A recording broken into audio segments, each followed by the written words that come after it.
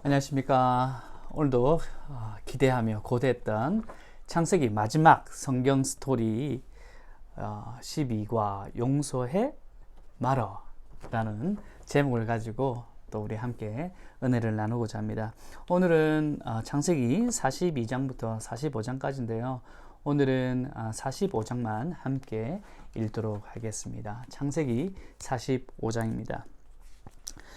요셉이 시종하는 자들을 앞에서 그 정을 억제하지 못하여 소리질러 모든 사람을 자기에게서 물러가라 하고 그 형제들에게 자기를 알리니 그때 그와 함께 한 다른 사람이 없었더라. 요셉이 큰 소리로 우니 애굽 사람에게 들리며 바로의 궁중에 들리더라. 요셉이 그 형들에게 이르되 나는 요셉이라. 내 아버지께서 아직 살아 계시니까 형들이 그 앞에서 놀라서 대답하지 못하더라. 요셉이 형들에게 이르되 내게로 가까이 오소서. 그들이 가까이 가니 이르되 나는 당신들의 아우 요셉이니 당신들의 애굽의 판자라. 당신들이 나를 이곳에 팔았다고 해서 근심하지 마소서. 한탄하지 마소서. 하나님이 생명을 구원하시려고 나를 당신들보다 먼저 보내셨나이다. 이 땅에 2년 동안 흉년이 들었으나 아직 5년은 밭갈이도 못하고 추수도 못할지라. 하나님이 큰 구원으로 당신들의 생명을 보존하고 당신들의 후손을 세상에 두시려고 나를 당신들보다 먼저 보내셨나니 그런즉 나를 이리로 보낸 이는 당신들이 아니요 하나님이시니라. 하나님이 나를 바로에게 아버지로 삼으시고 그 온 집의 주로 삼으시며 애굽 온 땅의 통치자로 삼으셨나이다. 당신들은 속히 아버지께로 올라가서 아뢰기를 아버지 아들 요셉의 말에 하나님이 나를 애굽 전국의 주로 세우셨으니 지체 말고 내게로 내려오사 아버지의 아들들과 아버지의 손자들과 아버지의 양과 소와 모든 소유가 고센 땅에 머물며 나와 가깝게 하소서. 흉년이 아직 5해가 있으니 내가 거기서 아버지를 복량하리다. 아버지와 아버지의 가족과 아버지께 속한 모든 사람에게 부족함이 없도록 하겠나이다 하더라 하고 전하소서.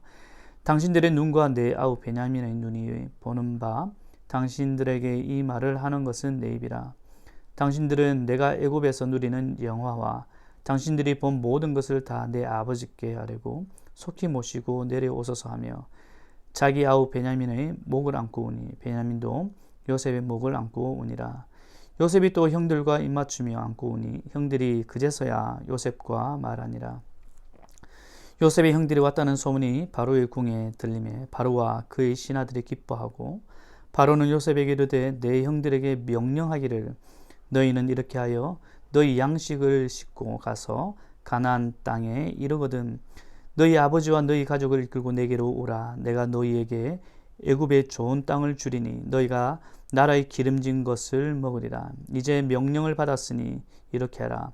너희는 애굽 땅에서 수레를 가져다가 너희 자녀와 아내를 태우고 너희 아버지를 모셔오라.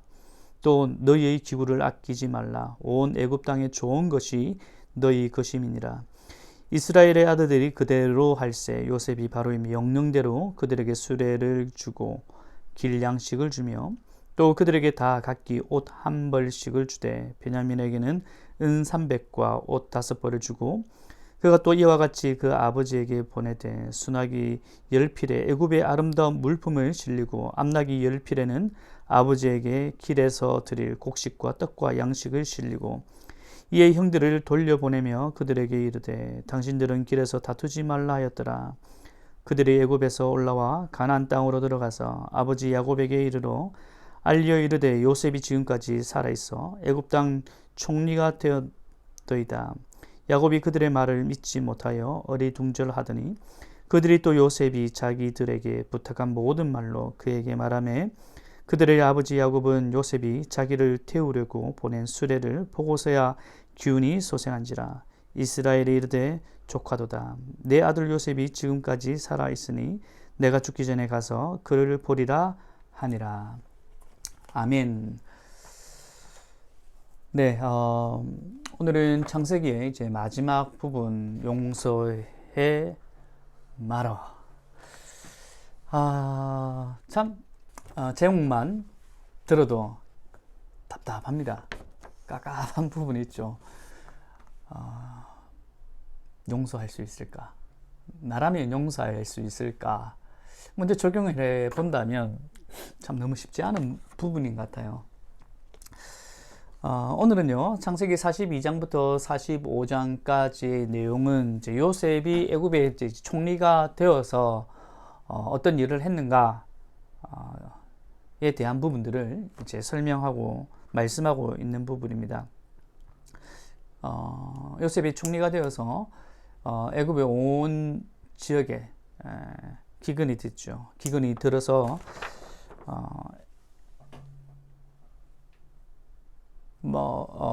애굽과 그 주변 지역에 다 이렇게 기근이 들었습니다. 하지만 애굽 땅에서 총리가 된 요셉이 이미 그것을 꿈을 통해서 알게 되었죠.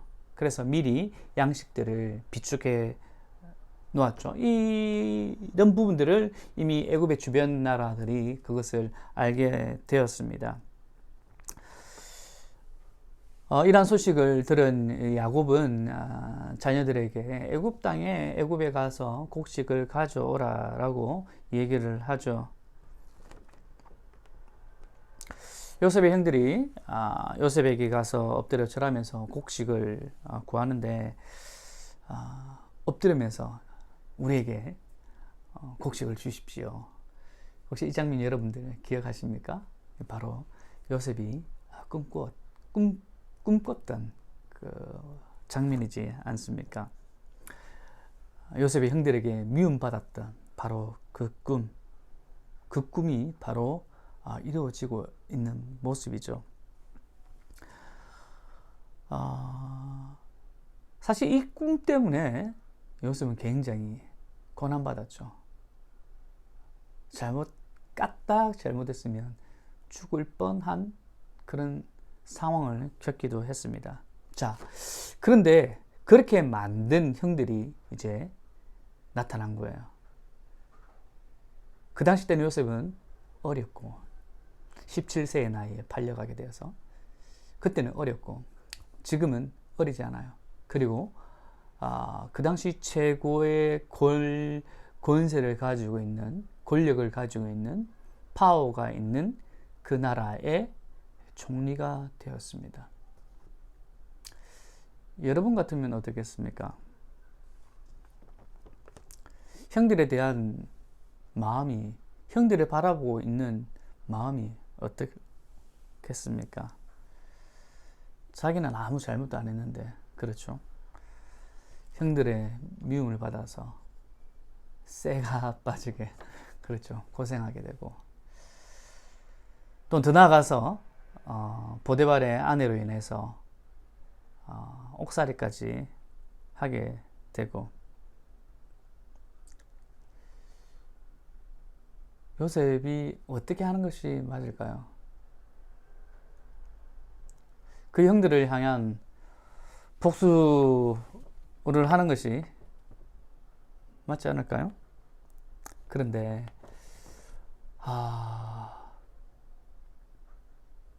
참 그렇지 않다는 것이, 그렇게 하지 않았다는 것이 오늘 핵심입니다.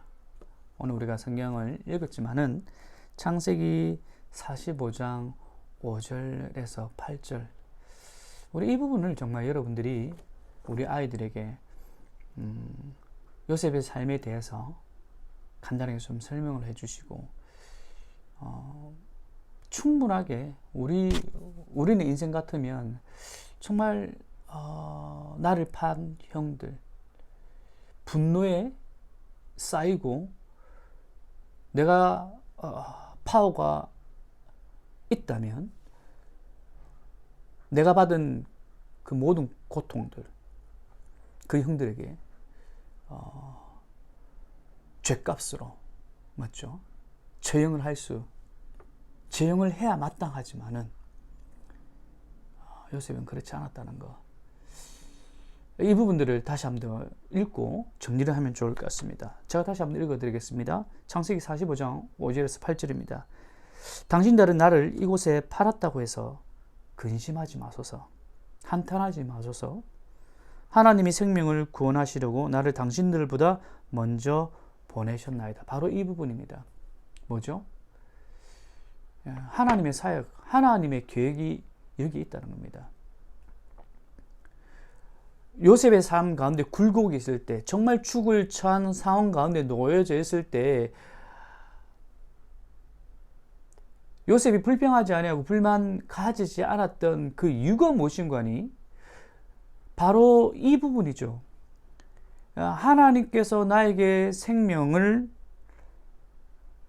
남겨주시고 지금 이런 모든 상황은 여러분들을, 아버지와 형들을 살리기 위한 하나님의 구원 계획이라는 이 놀라운 사실을 고백하고 있다는 겁니다. 그 일 때문에 당신들보다 나를 하나님께서 먼저 여기로 보내셨다라고 요셉이 고백을 하고 있습니다. 계속적으로 보면 이 땅에 2년 동안 흉년이 들었으나 아직 5년은 밭갈이도 못하고 추수도 못할지라 하나님이 큰 구원으로 당신들의 생명을 보존하고 당신들의 후손을 세상에 두시려고 나를 당신들보다 먼저 보내셨나니 그런즉 나를 이리로 보낸 이는 당신들이 아니요 하나님이시라. 하나님이 나를 바로에게 아버지로 삼으시고 그 온 집의 주로 삼으시며 애굽 온 땅의 통치자로 삼으셨나이다. 여러분, 여기서 이 부분에서 우리가 알 수 있는 부분은 제가 지난과에도 말씀을 드렸지만은 바로 하나님의 약속이에요. 하나님께서 아브라함과 이삭과 야곱에게 약속하셨던 10번 이상 약속하셨는데 그 약속들 가운데 가장 중요한 3가지가 있다고 말씀하셨습니다. 땅이죠. 가나안 땅을 약속하셨어요. 그리고 복의 근원이 된다고 말씀하셨습니다. 이거는 요셉의 삶을 통해서 요셉이 가는 곳곳마다 어느 상황에 놓여 있든지 요셉의 삶을 통해서 하나님의 영광이 나타난다는 것. 이것이 바로 복의 근원의 삶이에요. 그리고 또 한 가지 뭡니까? 큰 민족을 이루겠다는 것. 고센 땅에 들어와서 요셉이 아버지와 그리고 형들을 미워해서 만약 죽였다면 어떻게 됐을까요? 하나님의 큰 구원은요, 요셉이 이런 결정을 하게 함을 통하여서 큰 민족을 이루시겠다는 그 하나님의 놀라운 큰 구원이죠. 언약을 실행하시는, 실천하시는 신실하신 하나님을 우리는 바라보게 됩니다. 요셉이 용사였고 그로 인하여서 어떻게 됩니까?